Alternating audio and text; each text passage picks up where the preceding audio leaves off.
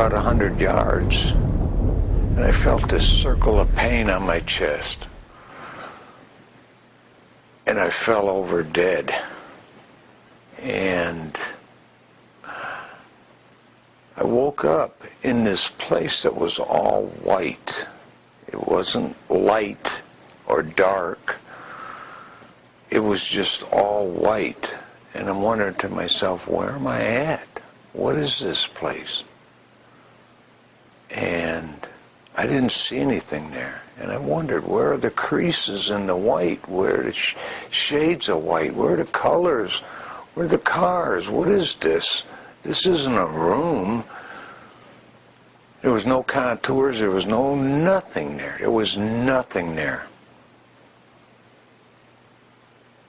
And I just kept wondering, where am I at? And next thing I know, I hear a voice that said, this is your eternity. And I thought to myself, what? This is my eternity? This can't be my eternity. And I tried to get out of that place. I fought. I gnashed my teeth, which I thought were teeth. I just fought and struggled like crazy, and I just wanted to get up and run out of that place because I didn't want that to be my eternity. And I couldn't run out of that place. I couldn't run out of that place because I didn't have any legs. My legs were attached to my body up on the casino floor, and my spirit had left, and it didn't go to heaven. Because I always thought that, when you die, you go to heaven. I always thought I was going to heaven. And here I end up in this white place where there's nothing. Where's my car? I didn't need a car. I didn't need a watch. There's no time. There's no future. There's no past. There's nothing there. Nothing. There's no color. There was no color there.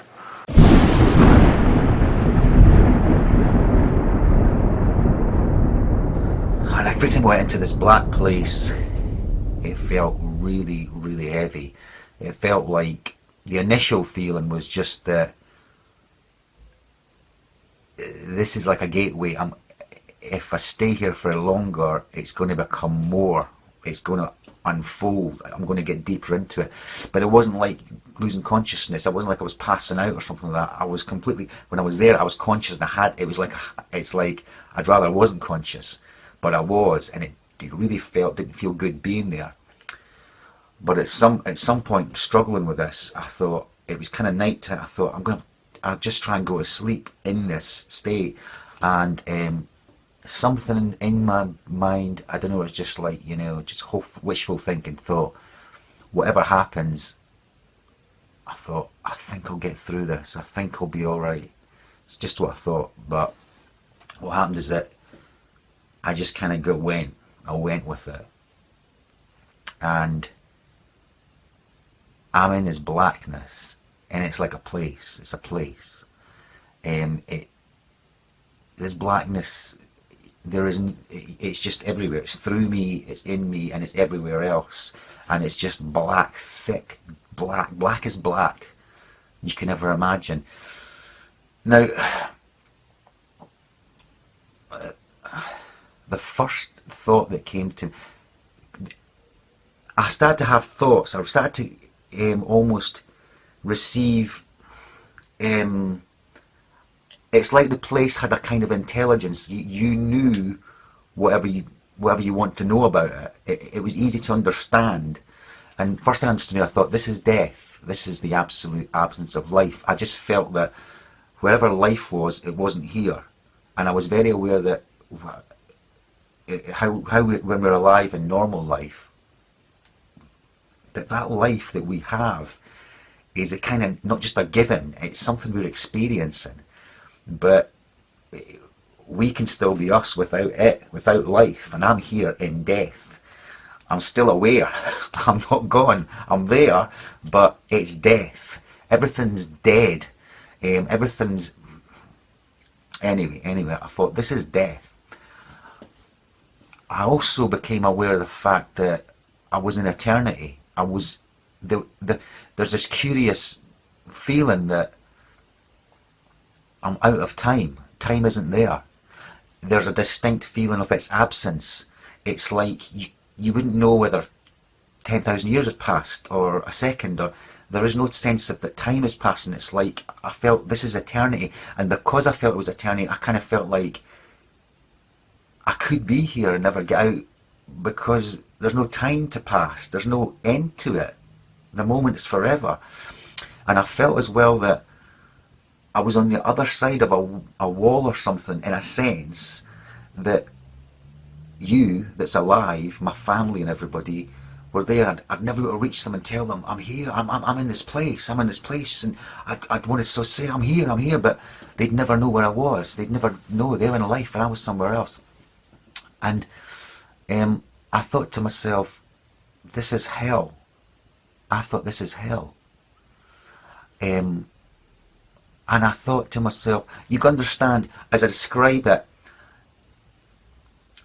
I was sort of freaking out. I was like panicking, but at the same time, it was almost like an acceptance as well.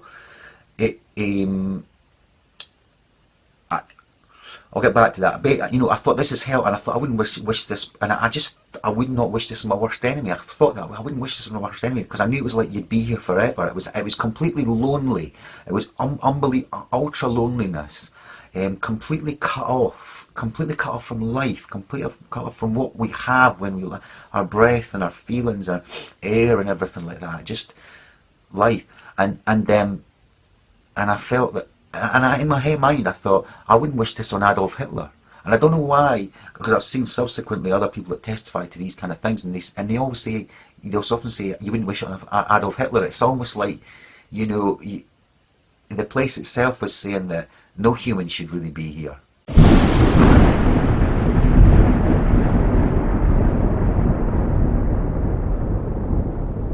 The energy was, instead of being white and full of love, it was very heavy energy.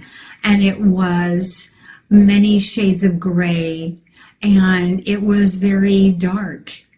And he had showed me this spirit forms of those that have crossed over that he had. Almost like, I have to show you, look at these spirits. And they were basically just there. There was great sadness. Some were crying. Some were very heavy-hearted. Some were extremely emotional and much wailing. Some was just silent and like in a sleep, because they were so depressed. Myself, my soul, leave my body. And I instantly began falling and falling. And at that moment, I knew I was no longer in control of my destiny. And I ended up in a place that was complete torment. And my body was burning. I no longer was lonely. I was no longer depressed. I became depression. I became loneliness. I became a tormented being of fear. And as I began looking out and I saw all of these other people, and everybody was screaming in pain, the mutual thing that everyone shared there was their desire to scream out to everybody on earth, do not come here.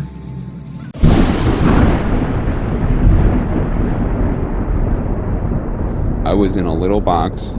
It was my apartment, and there was just these evil voices just talking to me, and they knew my name, and I was like, but the second I sat down and I was teleported there, like whatever that is, I knew where I was at. I knew that this place was not a good place. I knew that I had somehow messed up so badly that I had come here. And I always thought, like, I'm a good person. I hang out with people. I show a lot of mercy to my fellow man. And I, like, care about people. I'm a storyteller. I sit and listen to stories. And I was just like, the second I started begging for my life. Begging like I have never begged, just begging. And they're answering my begging with just the most maniacal, like, talking, like, yeah, Corey, you were a good man. Yeah, you were there. Yeah, you did call your grandma. Yeah, And it was like a gang of them. There was like 3 or 4 of them. And they're just like they're just each trading off and just so cynical. And I mean, I'm pleading and I'm going through my history. And I'm like, I loved, you know what I mean? And then came this phrase that just brought so much terror. And I can't explain the terror of this place. It is a deep bone. It's in your marrow. This terror is in your marrow. And it said, I enjoyed. And then I came to the understanding that I enjoyed the women. I enjoyed the smoking. You know what I mean? I enjoyed the drinking, even though I had an experience when I was younger and it kind of terrified me because I know drinking can take your life. I enjoyed it. I enjoyed, you know, turning my back on people and being, you know, sort of showing them that sort of attitude, like I'm better than somebody else. You know what I mean? Like, I enjoyed that for some reason. And I look back and there was just a lot of shame. I mean, there's so much shame in how I live my life that I cannot begin to describe in words. When you go through your life and you, like, actually see the moments and you see the times and the places and the spaces that you inhabited where you just didn't have any kindness for your fellow man. Like, people are struggling, you know what I mean? You gotta understand that they're of your blood. They share a kinship. And I was begging and pleading, like I could talk my way out of this place. And it was like, eternity is a timeless sort of situation.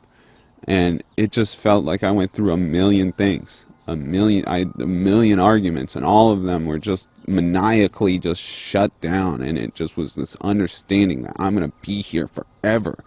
And I messed up. And I understood that when the punishments were going to begin, these creatures were going to come into this room and they were going to just cause pain upon me, undescribable pain upon me. And that's what I was begging for them not to do, because there's a knowing. You receive a tremendous knowing.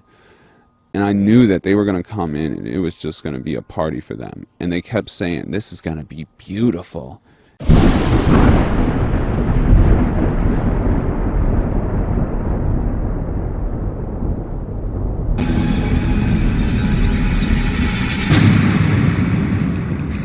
And it smelled horrible. I could hear these screeches and noises and sirens. The most thing I remember the most was slurping noises and screams, and I could feel heat, really hot heat. The next thing you know, I was falling through the sky. You know, it looked like the sky, and I hit the ground. You know, it kind of hurt, and I stood up, and I looked, and I go, where am I? All these people ran out, and some of them looked like people that were dead that I knew, and other people I knew that were not dead. And they come around me, slapping me on the back. And I said, they got there awful quick because the house looked far away, but all of a sudden they were there, slapping me on the back, welcoming me there. But something just wasn't quite right with them because they looked weird. They had yellow glints in their eye, and their eyes were almost reptile-like. I looked over and I saw what looked like my best friend turn into somebody else. And I said, hey, wait a minute, you can't do that. You're not who you say you are. Who are you? And then all of a sudden I looked around and I go, all these people around me are not people. And began to morph into what they were. They were ugliest creatures I've ever seen. Reptile like. Some of them, they were just god-awful, like rotting vegetables, and they were distorted and twisted, and then they were not perfect by no means, and they were just filthy, smelly creatures, and they were just starting to come at me like they're going to shred me to pieces. And one tried to grab me right across my chest, and one tried to grab my legs, and while they're trying to tear you to pieces, they backed away, and this one that looked like my best friend earlier, who morphed into different people, came up to me. It was he was about 4'8", looked like a sort of half dinosaur, a reptilian type creature, and it was hissing and spitting at me, and was speaking in a language that I didn't know what it was saying at first. I was telling, and it was broken in English. It was telling me to come, follow it, follow it, follow it. So he motioned to me, and we took a few steps, and all of a sudden we were at the end of the horizon. That doesn't make any sense, but we came across to what looked like the end of the horizon. You couldn't go any further, and I couldn't understand what it was. She finally sat down because she knew it was over. And I knew. And it was just so hard looking at her, crying like that. And I just closed my eyes. Just let it go. And I went unconscious. I probably was unconscious for a very short while. A few minutes, probably. And I was conscious again. And I looked, opened my eyes and looked, and I was standing up next to my bed. And I knew exactly where I was and what the situation was. I mean, there was no confusion in my mind. I felt more alive, more real than I've ever felt in my life. You know, people ask me, you know, were you a ghost? I was just the opposite. Very alive. As I'm looking around the room, I see that there's, underneath the sheet on the bed, there's something under the sheet, a body. And so I bent over the bed. The head was turned away from me, and I looked at the face, and it looked like me. But that wasn't possible because I was standing there. I'm alive. I'm great, you know. I mean, I'm more than great. I'm like, you know. And so I tried to talk to my wife. Can't you hear me? And, can't you hear me? you know, she couldn't hear me or see me. That's not me. But I thought What's going on that she here? just was ignoring me. So I got very angry at her for ignoring me, for not paying attention to me. And I'm screaming and yelling at her, what's going on here? Why is this body in the bed that looks like me, and how to get there and stuff like that. And I had a sneaking suspicion that the body in the bed was me, but I didn't want to think about that because that was too scary. So I'm getting really agitated and upset because this is all too weird. You know, this can't be happening. It's impossible. I've got a hospital gown on, and it's like really, everything's really real. And I hear people calling me outside the room, and they're saying to me in soft, gentle voices, Howard, you got to come with us now. Come quickly. Come out here. So I go over to the doorway of the room, and there's people out in the hallway, and they're the hallway's dank. It's gray. It's not light or dark. It's just gray, and they're all in grayness, and they're men and women, and what they're wearing might possibly be hospital uniforms. And I asked them if they were from the doctor to take me to the operation. And I told them, I said, I'm really sick, and I'm going to have an operation, and I'm going to die if I don't get this operation. And I was supposed to have the operation 8 hours ago, and I'm telling them all this stuff, and they're going, well, we know, we understand. You know, you got to come quickly. Howard, come out here. Howard, come quickly. Come with us. Howard, we've been waiting for you. Waiting. I left the room, which was real, clear, bright, and went into the hallway, which was dank and hazy, and followed these people. We had a very long journey. There's no time, and whenever I make a reference to time, it's just an illusion because there was no time in this place. But this journey, if I were to recreate it, I'd have to walk like from Nashville to Louisville or something to recreate the walk with these people. And as we walked, they stayed around me and kept moving me on, and it kept getting darker and darker. They were becoming more and more openly hostile to me. First, they were sort of syrupy sweet to get me to go with them, and then when I was going along with them, it was like, hurry up, keep moving, you know, shut up, stop asking questions. You know, they started getting more ugly. And so we get into complete darkness. And I'm absolutely terrified because people are very hostile. I don't know where I am. I said, I'm not going to go with you any further. They said, you're almost there. And we started to fight. I was trying to get away from them. They were pushing and pulling at me. And there are now a lot of them. What originally had been like a handful now was since it was darkness, maybe hundreds or thousands, I have no idea. And they're playing with me. You know, clearly they could have just destroyed me if they wanted to. They didn't want to destroy me.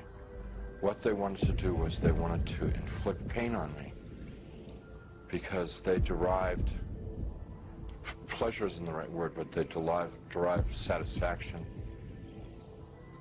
out of the pain that I experienced. So what they were doing in the beginning part was, it's real hard for me to talk about, and I'm not going to tell you much about it, just a little bit, because it just gets too ugly. But initially they were like tearing and biting, tearing with their fingernails, scratching, gouging, ripping, and then biting. Trying to defend myself, trying to fight them off, trying to get away from them, but it's like being in a beehive. There's just hundreds of them all over me. And I eventually was just laying on the ground there, all ripped up,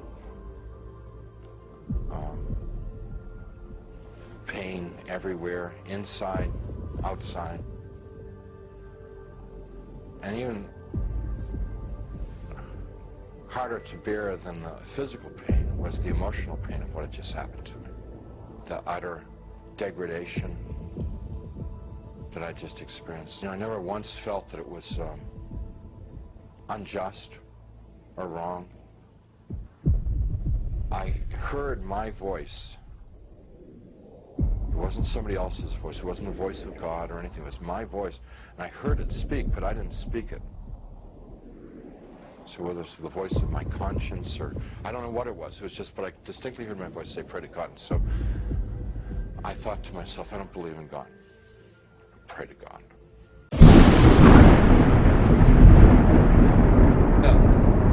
Now when I say hell, I mean this cave. The cave is humongous. I can't even describe it. You know, over to my left, there's like a 2-mile wide crater with orange, like yellowish, reddish flames coming up, and the screams are millions at the same time. And the thought that hit my head was like, that's where Hitler's at. That's where the major people who are leading a lot of people to death are, you know, or that have, or whatever, or where they will be going. And where I was up on this ledge, and there was two like cave entrances there, you know what I'm saying? I didn't go into them, but I could see them. And I had a demon. There was demons all over, and there was people just screaming all over.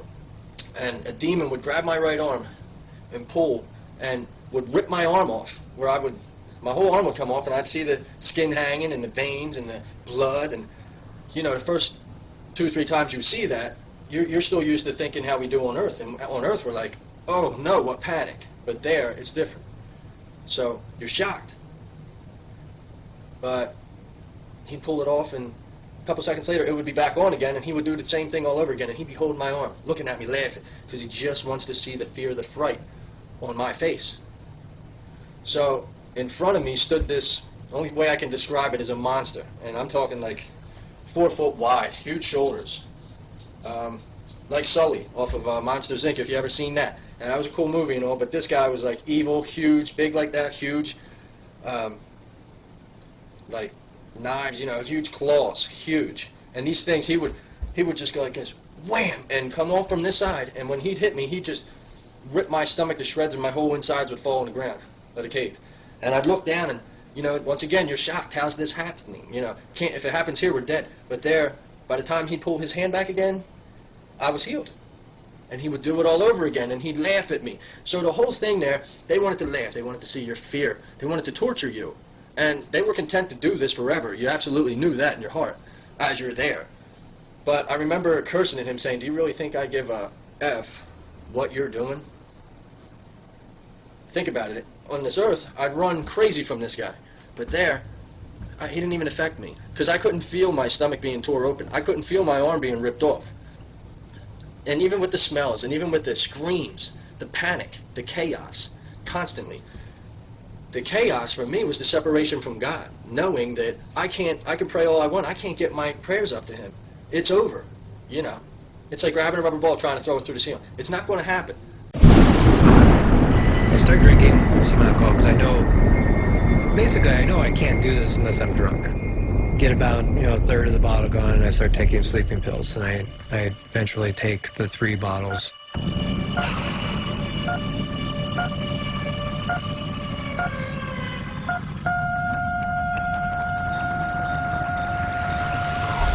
All of a sudden, there's a flashlight. Boom, flashlight. I'm looking down at my feet, and I'm on a road, walking. I look down the road, and I could see there's like a fog bank going across it about 100 yards down. And I look the other way, and it's the same thing. Another 100 yards, there's this cloud bank moving across the road. Hey, this is really weird. And then it dawned on me, I was just trying to kill myself.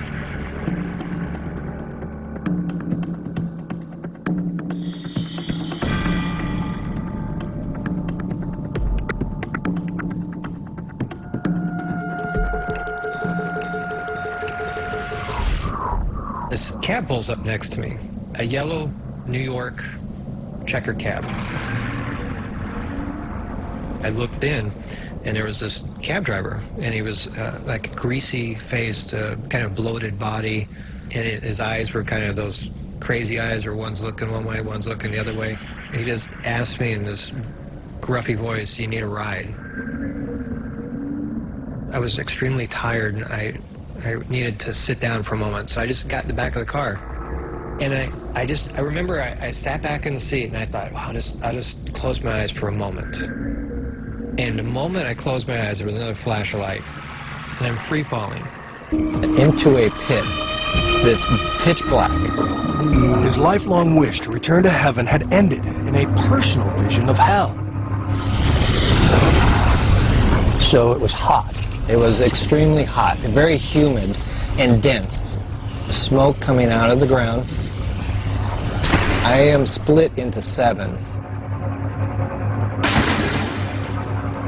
2 of me, I'm living in my past, and I'm experiencing all the people that I had met throughout my life. They would come to me and get within my face and start pushing and screaming, and I would relive a moment that I'd caused them pain. Then he says he saw the suffering his death would eventually cause. My mother, I was there when she collapsed, finding out was dead from suicide. My daughter, she was 18, and she's sitting on the floor contemplating suicide because I wasn't there for her. I was on my hands and face, weeping, not just crying, but weeping for Jesus to save me. How did you get out? I was pretty much lifted up by the back of my neck and slowly, very slowly lifted out of this pit. A voice told me, "You have work to do, and if you continue to live the life you are, this is where you're going to spend eternity." How do you know it was hell? What did you? It was number one. It was a very short fall. You go from an area view, and then boom, you could feel. I could feel myself get pulled down immediately. I went straight to hell, and when I get there, it is not like a lot of the movies and some books and stuff. It's nothing like that. It's hot, but there's no fire. But it's very hot. I'll just say that again. That's an important point. You said it's hot, but there's no fire. It's hot, but there's no fire. Okay. It's like molten rocks. It's like molten rocks. It's really hot. It's really orange. It's glowing. I'm talking thousands of degrees glowing. Like, it's not supernatural in the way of heavenly, but this is still a supernatural thing because the ground is thousands of degrees, but your feet aren't burnt. You're very hot, but you're not passed out. Wow. Where do you think it was? Because you say you went down. Where, you have any sense as to where you were? If I had to take an educated guess, I would say more like the center of the earth is what it felt like. It felt like the center because it's glowing, molten rocks all around you. It's like people are standing on shells of rock. It's very hot. It's glowing. You're very thirsty. You can't breathe. You're extremely hungry. There's extreme torment. I mean, the odor is terrible.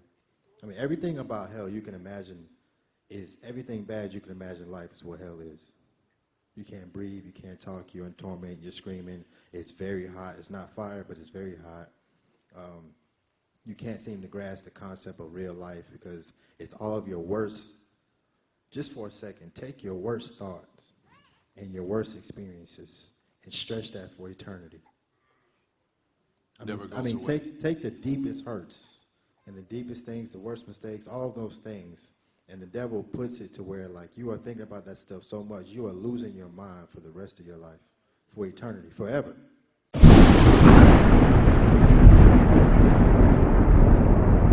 blanked out. And woke up 38 days later from a coma. From the doctors telling me that I died and they had to resuscitate me, and I was in a coma and all this stuff. Now, while I was in that state, I saw heaven, I saw hell. I experienced both of them. Hell was like this holding cell type of place. It was no cell. I mean, it was just a desolate place, and I was by myself. And it was like this. If you ever seen a dreary, real dreary day, real just dreary day, it looked sort of like that. And I would say I wasn't aware of a body. I didn't have a body. Only way I can describe it is my face was in the ground and my eyes was the only thing I could see out. I couldn't speak. I couldn't do anything. But I could see around me. And what I saw, it just was like, I would describe it as piles of feces, like as far as you can see. Just a nasty, nasty place. And I've looked at a couple of other people talk about their experiences, with, you know, near-death experiences and experiencing hell and this and that. And they always talk about a smell and, you know, stench and all this stuff. But that's what I saw. It was like this, and it felt like it. You know when you're in eternity. You don't feel time. I can tell you that. You know it's eternal. I had no recollection of anything. All I could do was look out into this desolate place and just nasty filth. And I can't tell you how long. It felt like forever that I was in this place. Felt like forever. That's why I know eternity is forever. So, and I. Hello. As the words become more clear, the voices begin to get louder. I see these two little, like, lights off into the distance. I begin to walk towards the light. I see that it's not actually light, it's actually like two little flames, like two torches.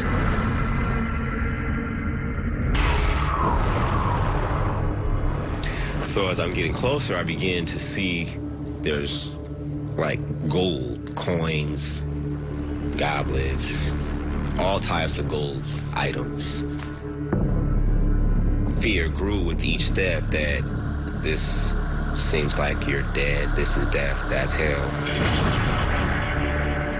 I started to see a figure sitting there, and he's sitting not in a throne, but he's actually sitting in this heap of gold. He's enormous, at least 12 feet into the air. Just sitting there with a menacing look on his face, almost like a bull's head, but with the human face. So it was really big, deep, like blood red. You know how blood is like almost black, but red. He's really intimidating. He's sitting there, horns that come out and curve. I was terrified. Seeing Satan face to face, I knew I was dead and I was going to hell.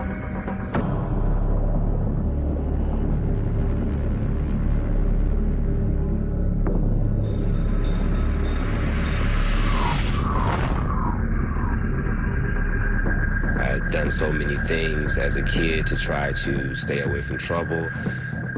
I couldn't understand it at all, but I had to accept the facts as they were, that there was no turning back. I'm beginning to no longer ask my grandmother and my auntie what's going on now. I'm convicted, like, is this what you guys want me to do? And they're telling me, yes, it's okay, you're gonna be fine, it's okay. As they're saying these things, he's looking around to see who they're talking to. And I'm 50 yards away, but he's not paying me any attention.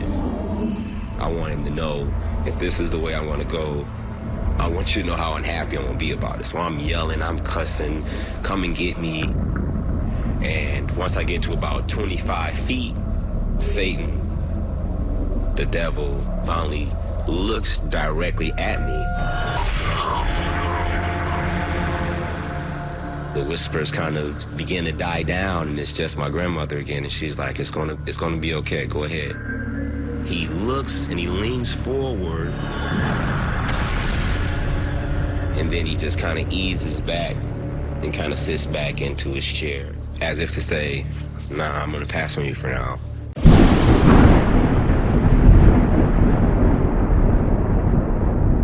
Well, immediately, as soon as the smoke and the flames came, I had the sensation of just floating up out of that ambulance.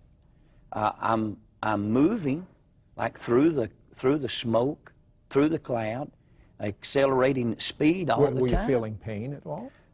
Not at that point, no. So you sort of floated out of your body almost. Yeah. Then what happened? Yeah. It was black, it was dark all around me. It was like I was going through the darkness of the smoke. And I became aware of voices. A multitude of voices. I couldn't see them at that point, but I could hear screams and agonizing groans, and it was getting louder and louder.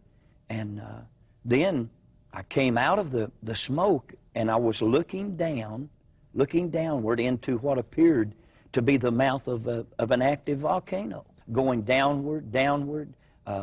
Then the most horrifying part of this to me, I began to see with close-up vision the faces of individuals that I had known through the years, people that I had robbed with, that I had parted with, that I had fought with.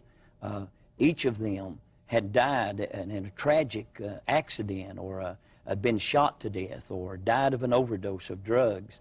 You knew that these people had died? Yes. And then you saw them in there? I saw them in there. Did they all die violent deaths? Every one of them that I saw and recognized had died a violent, tragic death. What were these people doing in hell? They were screaming.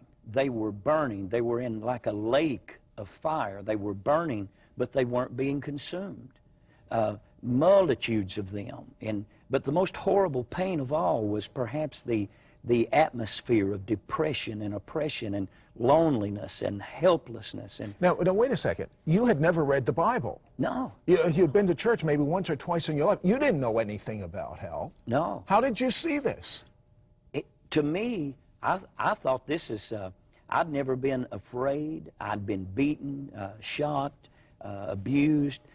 Fear was a small thing in my life. This was something I definitely didn't understand. And it really made me think there's more going on than I know about or I realize. Did they communicate with you at all? They did. What did they say? They screamed my name. These people that knew me, they screamed at me and said, Ronnie, don't come here. There's no way out. There's no escape. Don't come here. There's no hope. Go away. Don't come here. And I listened to this, and I looked into their faces. There's Richard that had died in a robbery attempt. His heart was blown out of his body in front of me on a sidewalk in Atlanta, Georgia.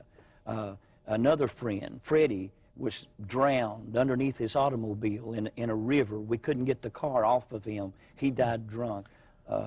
On and on. It tears me up to even talk about it now. But I saw them screaming and saying, don't come here. There's no hope. Go back. Go back. And then, I don't know how long this went on, but I could smell the most horrible smell. I could see. What did it smell like? Sulfur, like an electric welder, horrible smells that I couldn't even describe. I could feel the heat. I could hear the screams. I could smell the smell. These people were suffering. Yes, they were in horrible, agonizing torment. Sid, I've held people in my arms as they died. I've held them in my arms on the street.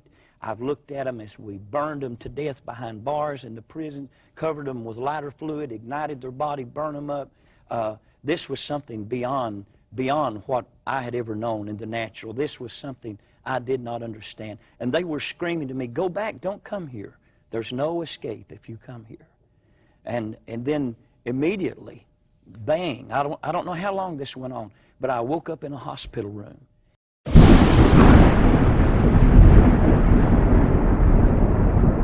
And yet I could look out and I could see all this vast fields and mountains. And then that creature stuck its hand in this horizon, and he ripped it open like a veil, and he stepped out of it up onto this road, and he telling me to come, he's motioning me to come, so I did the same. I just went ahead, I got up, and next thing I knew, I was on a large, wide, dusty, flat road. I just came out of a cell, a cube. It was around 10 by 10 foot square. It could have been 14 by 14. That's what the dimensions were. And there was a cell next to it, and there was a cells above it, kind of set back, concave, so they're going up. And there were 6 of them to the roof of of this place. And in the walls are embedded people in cells. And we pointed to another cube, and in this cube I was looking at there were people inside these cubes. Some were vacant, some people waiting for people to arrive like I did. This person in there. And I was just looking at them, and then it was showing me another person. Each person that was in their cube was like they were reliving parts of their life all over again, but not in a very pleasant way. It's like a living nightmare. Brian Melvin died after being infected with cholera from drinking water. He describes how his soul was separated from his body and taken to hell. While in hell, his demon guide showed him miles of cubes, most of them containing the souls of people suffering their own personal hell for their deeds during their life on earth.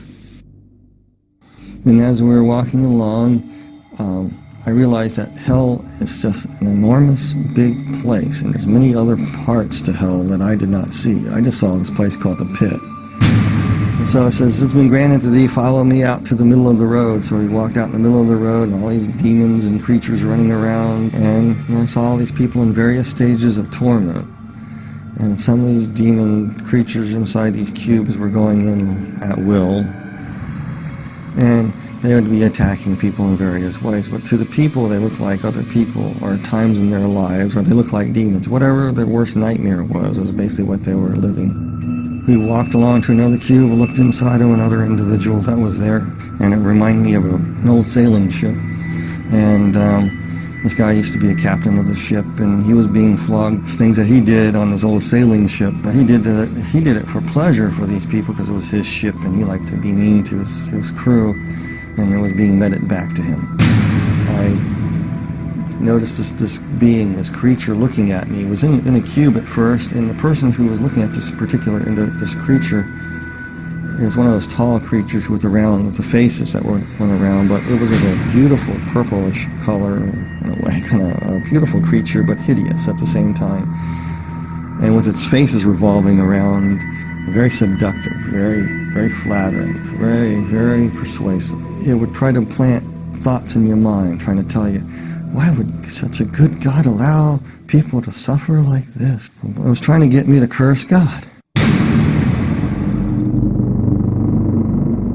I really don't know who the demon creature was. I know he had great power and authority. He either was a second in command or he could have been Satan himself. As one vortex was spinning, and a lady that had just died in a car wreck came through, and she was deposited right there. And I saw her as she arrived, and inside her cube, she saw it as the illusion of her grandmother's farm, her grandparents' farm that she loved so well as when she was growing up.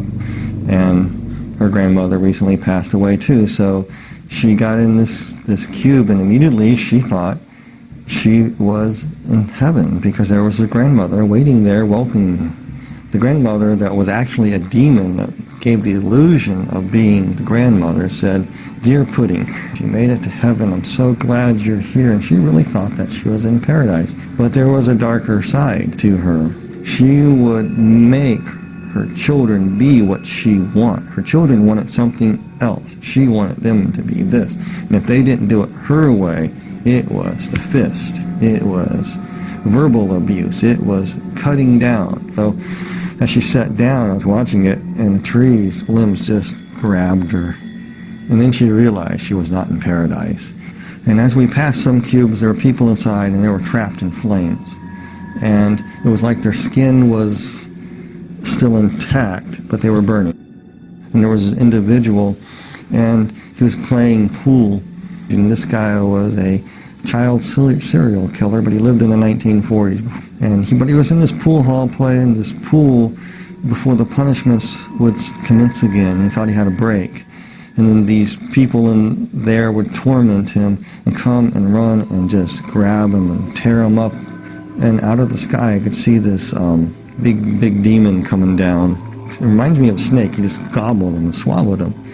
Then all the other little demons came up and said, that's no fair. We didn't have our chance with him yet. Regurgitated him back up. He was whole. I know this sounds really bizarre, but that's what happened. Then all the other little demons, little teeny things, about 1 foot, 3 foot tall, just jumped on him. And he was powerless. And they were beating him and clawing him. And there was no rest for this guy whatsoever after that. It was constant torment. Everything that he ever done was being justly put back to him. Came to a cube, and I was looking at this, and this was a woman. She was dressed in fine garb. She was a temple prostitute, basically what it was. And she was somebody who died in Corinth around 69 AD. For a price, she would have a newborn son. For some reason, their religion was some strange thing. When you have a newborn son, you can offer it into a statue, and there's flames underneath the statue. You put the baby on the statue, and basically the baby would be cooked. And here she is in this temple. There was no let up to her torment. It was almost like all the little babies that she burned that were hers and other people's were tormenting her, mocking her, pouncing on her, just crawling and tearing her up. And she just screamed, and I had to turn away and walk.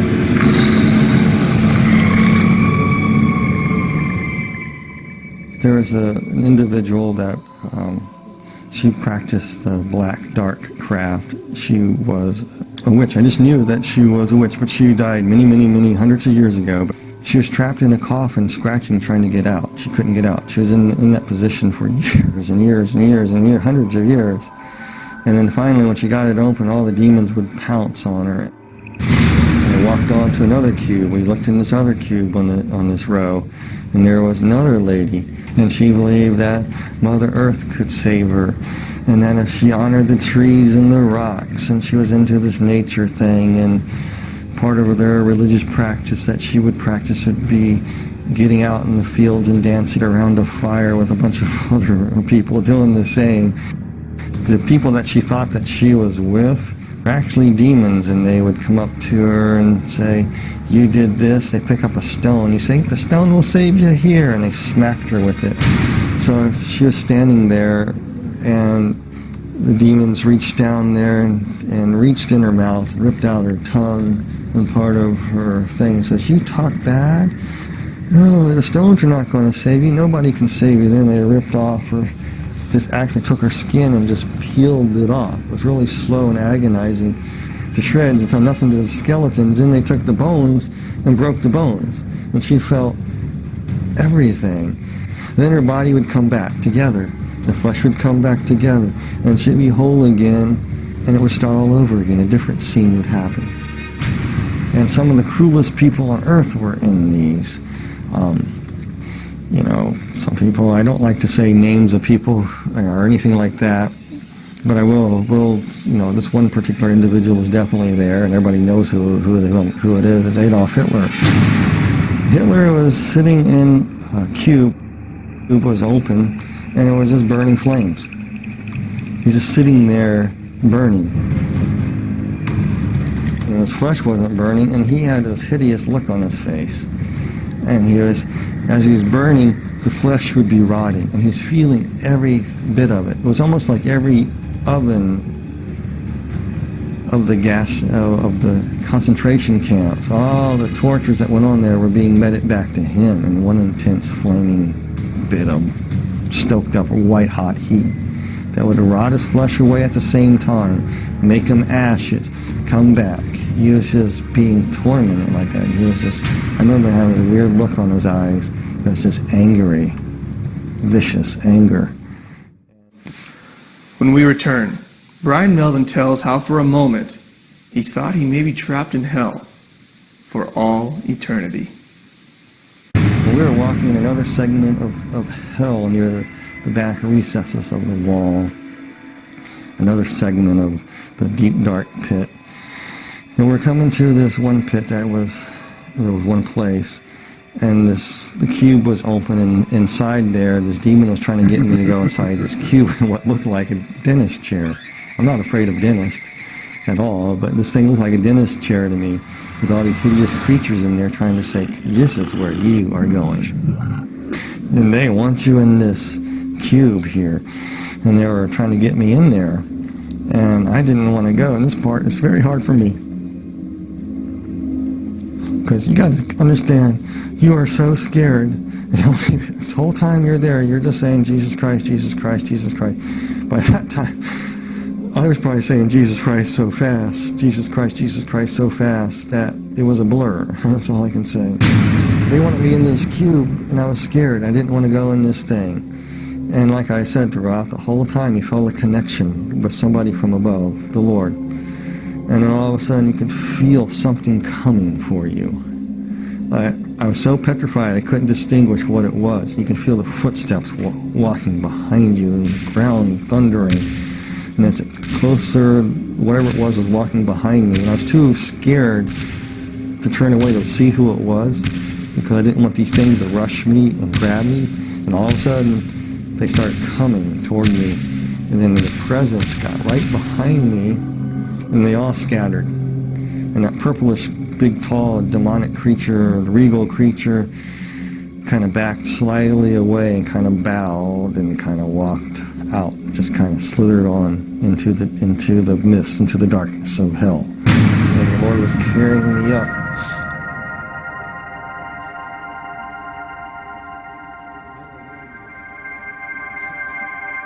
And who it was Jesus. He picked me up. This is part I remember though so clearly. He just picked me up in his arms, and I could see where they crucified him. As he's holding me, his bones were pulled apart. He's saying, you pulled apart my bones. And he carried me. And kind of floated through the air and went through the center of the bottomless pit. I went straight up. I remember bits and pieces of being taken to a hospital and waking up in a hospital room.